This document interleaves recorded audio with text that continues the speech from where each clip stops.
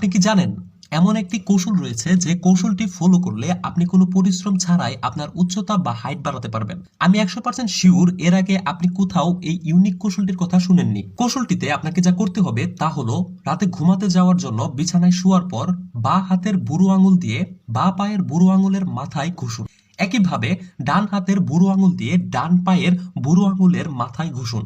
এতে করে আপনার ব্রেনে লম্বা হওয়ার জন্য যে হরমোন কাজ করে সেই হরমোন নিঃসৃত হবে আর ধীরে ধীরে আপনার হাইট ইনক্রিজ হবে। এটি খুবই কার্যকরী একটি বৈজ্ঞানিক কৌশল। পার্সোনালি আমি নিজেও এই কৌশলটি অনুসরণ করে অনেক ফল পেয়েছি। আপনি জাস্ট 5 থেকে 7 দিন কৌশলটি ফলো করুন, তারপর আপনার দেহের পার্থক্য নিজেই উপলব্ধি করতে পারবেন। আর হ্যাঁ, আরো একটা কথা এখানে বলে রাখি, বিছানায় চিত হয়ে বা সোজা হয়ে ঘুমানোর অভ্যাস উচ্চতা বাড়াতে অনেকটা হেল্প করে। আপনি কি জানেন রাত জাগলে আমাদের চেহারা খারাপ হয়ে যায়? আমাদের মাঝে অনেকেরই নিয়মিত রাত জাগার অভ্যাস রয়েছে। দিনের পর দিন ঠিকমতো ঘুম না হলে কর্টিজল নামক স্ট্রেস হরমোনের ক্ষরণ বেড়ে যেতে শুরু করে, যার ফলে একদিকে যেমন মন মেজাজ খিটখিটে হয়ে যায়, সেই সঙ্গে ত্বকের অন্দরে কোলাজেনের মাত্রা কমতে শুরু করার কারণে সৌন্দর্য হ্রাস পায়, ধীরে ধীরে চেহারা খারাপ হতে শুরু করে। আমাদের অনেকেরই চুলের অনেক সমস্যা রয়েছে, যেমন চুলে খুশকি হওয়া, চুল পড়ে যাওয়া, চুল আকর্ষণীয় না থাকা সহ আরো অনেক কিছু। তবে আপনি কি জানেন এমন একটি সহজ কৌশল রয়েছে যে কৌশলের মাধ্যমে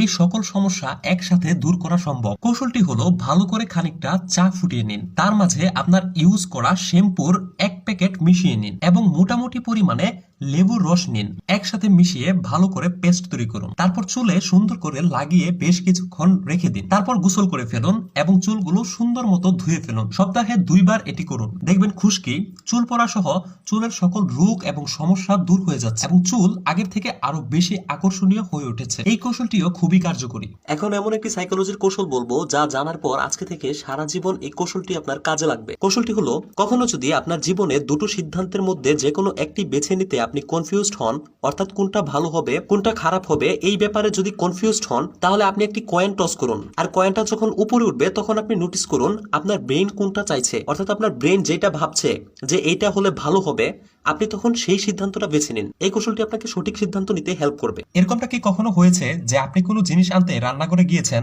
এবং রান্নাঘরে গিয়ে আপনি ভুলে গেছেন সেই জিনিসটা কি এবং কিছুতেই মনে করতে পারছেন না? এটি হচ্ছে শর্ট টাইম মেমোরি লস। এটি প্রায় সবার সাথেই হয়ে থাকে। এরকম সময়ে যা করবেন তা হলো উল্টো দিকে হাঁটা শুরু করুন এবং আপনি ঠিক যেই জায়গা থেকে রান্নাঘরে এসেছিলেন জিনিসটি নিতে সেই জায়গা পর্যন্ত যান। দেখবেন জিনিসটির কথা আপনার মনে হয়ে গিয়েছে। আশা করি এই ভিডিওটি থেকে আপনি অনেকটাই উপকৃত হয়েছেন। ভিডিওটি বানাতে আমারও খুব কষ্ট হয়েছে এবং আপনি ভিডিওটি শেষ পর্যন্ত যেহেতু চলে এসেছেন, তাই কৃতজ্ঞতা হিসেবে অবশ্যই ভিডিওটিতে লাইক অথবা রিয়েক্ট দিয়ে যাবেন। এরকম প্রয়োজনীয় ভিডিওগুলো মিস না করতে অবশ্যই পেজটি ফলো করে রাখুন।